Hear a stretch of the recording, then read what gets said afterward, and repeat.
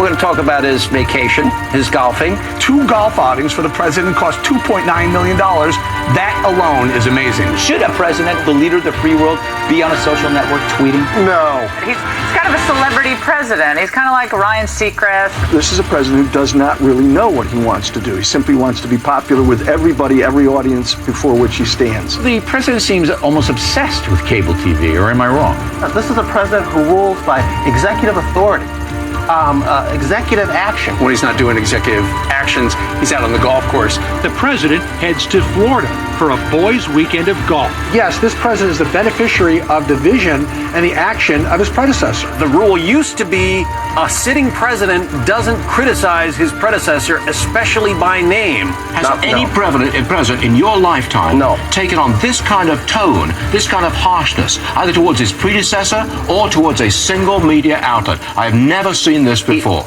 Without the teleprompter, the president doesn't know exactly what to do correctly. The president's budget that he gave today, all right, doesn't cut any deficit. It increases the debt. For the man who said we have to get our deficit under control, he's not doing it.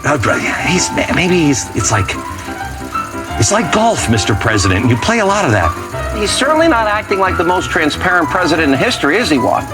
What's in those records that you don't want us to know about? Once again, he's pandering to the worst regimes and thugs and dictators. This is a president that is acting like a dictator. This is a president who is ignoring the rule of law and siding with lawbreakers. This is a president now who's demonstrated that he will lie to push through a program. And once the president tweets it, then it becomes canon. Oh, that's a fact. The president says it's a fact. He's in love with campaigning. He's going to fundraisers tonight. He achieved that significant accomplishment earlier today while vacationing in Florida on your dime. This president and the people around him are convinced that God has anointed him to fix everything in one fell swoop. That's not how American politics work. That's not how life works.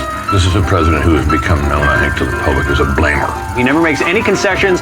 He always treats his opponents as though they're enemies. We have a president who can never admit he's wrong. He's so insecure and vain at the same time. He doesn't realize that the president has that power to set a tone and other people follow it. What he's really trying to do is to divide the country and to get his people to turn out to vote. He simply doesn't like being mocked. Maybe he's a little thin-skinned.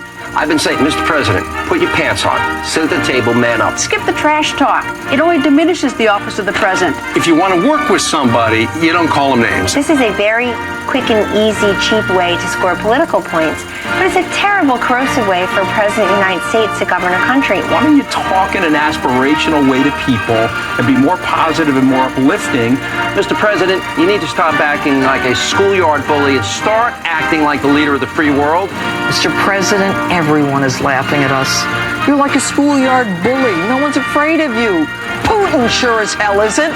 With all due respect, Mr. President, maybe it is time you stopped looking at a TV tuned to Fox and looked in a mirror tuned to, I don't know, you.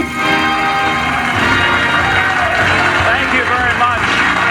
And thank you, Mr. President, for watching tonight. Now, the glaring double standard that exists here is nothing short of incredible.